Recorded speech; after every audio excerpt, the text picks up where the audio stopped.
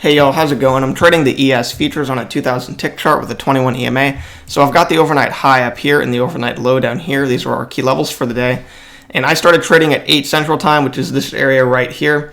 And so starting off, we have this sharp downtrend. We get a break. So when a downtrend gets a break, you can expect prices to attempt a new low. And with that being said, notice on that break of the downtrend, it forms this uptrend. And you get a very small break, push to a new high, and as soon as you get that push to a new high after the break, it just plummets on down. So this is the uptrend playing out. Now on a bigger picture, this is really just one leg up, but you got to play it one level at a time, one price action level at a time. And so it has played out with a break and a new high. It's very possible that you could get a bigger picture break for this whole entire move up and then make a new high. However, in this case here, it plummets as soon as it plays out on that first price action level. So clearly this downtrend is very strong and in play. We're reversing down, we're pushing lower, and clearly price wants to make a second leg down. So we plummet on down, we're making a second leg down, we correct, hold it, we push back above the EMA and then push back below. And so this is basically a lower high from here. But if you look at the bigger picture, you can see it's the second attempt lower from this downtrend break. So we have this downtrend break, first attempt lower, and then second attempt lower right there.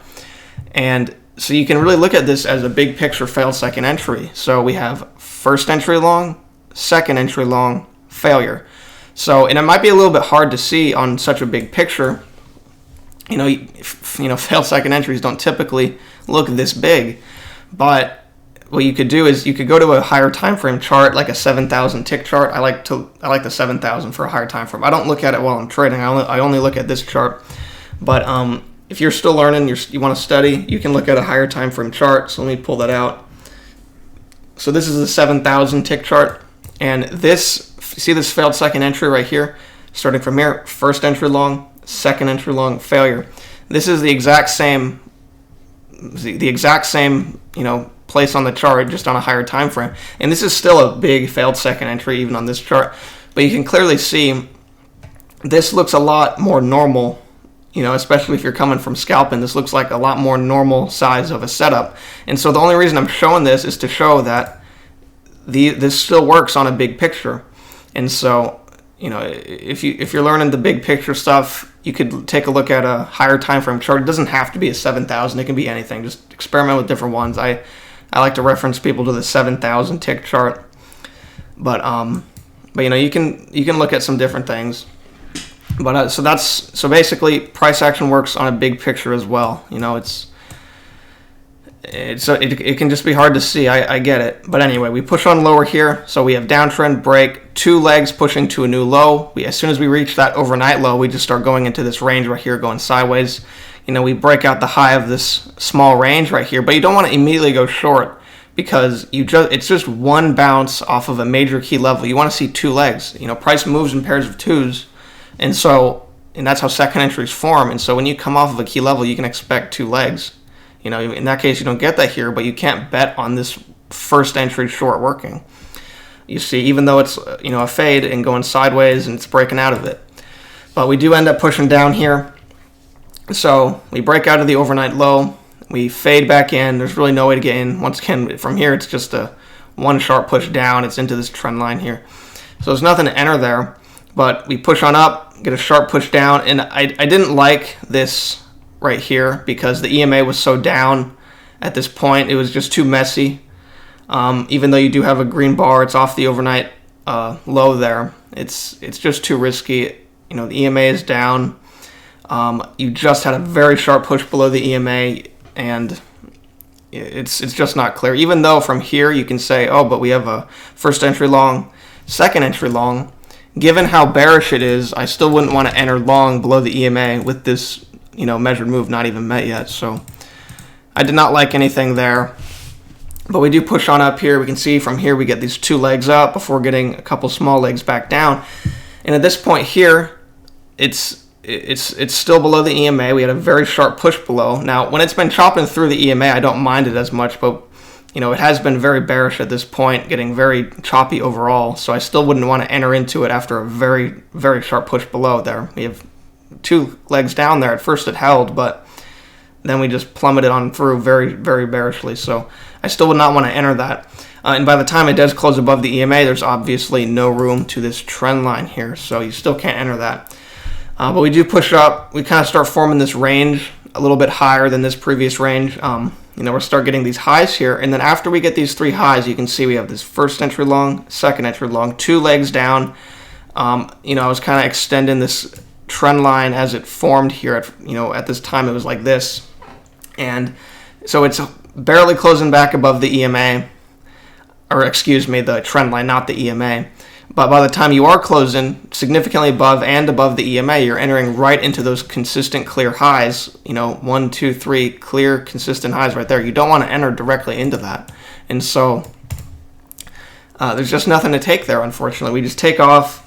At this point, we reach the channel high, and you want to see 2 legs down, just like I was saying over here with the overnight low. You want to see 2 attempts off of a key level. You don't want to just enter on a first entry. Same thing right here. You get this first entry, horrible signal bar anyway, basically kind of going sideways there. So there's really nothing clear to take there. We just push on up more. We overshoot this trend. So we have this trend right here, and we start to overshoot with this channel here. Let me extend it to how it was at the time really quick. So I'm going to remove that just to unclutter for a sec. So we overshoot this channel right here, forming this channel. And at this point, I was wanting something like this. Let me just draw this out. Because this is its own trend right here. Let me just quickly make the color different so it's easier to see.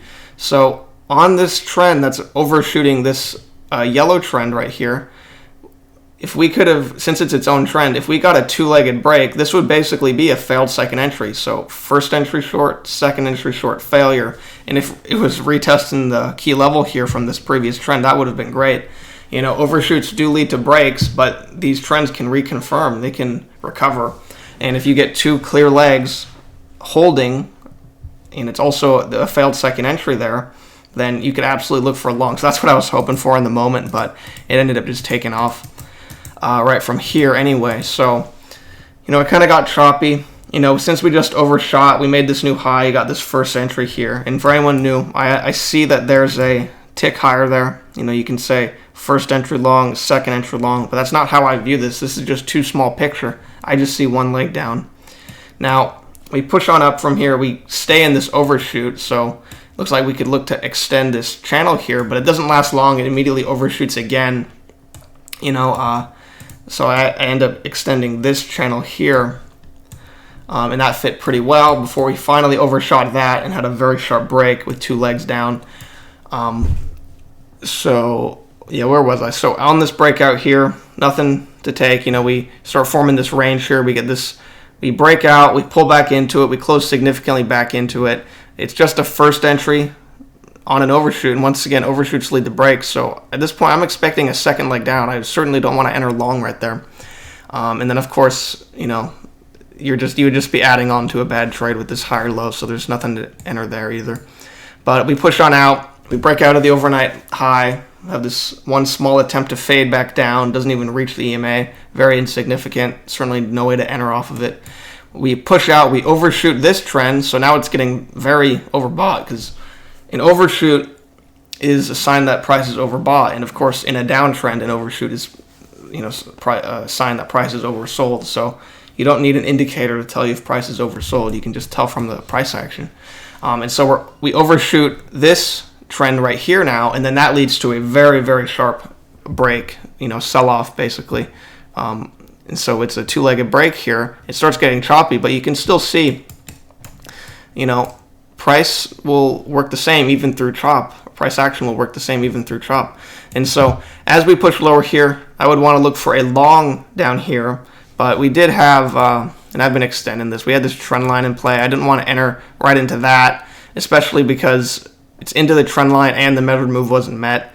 So that's 2 things combined that are not good. But we could still look for an entry after that if we had gotten something clearly off of the overnight high, but we actually just closed below, and you don't want to enter right into it. It's not off of it, that's entering into it.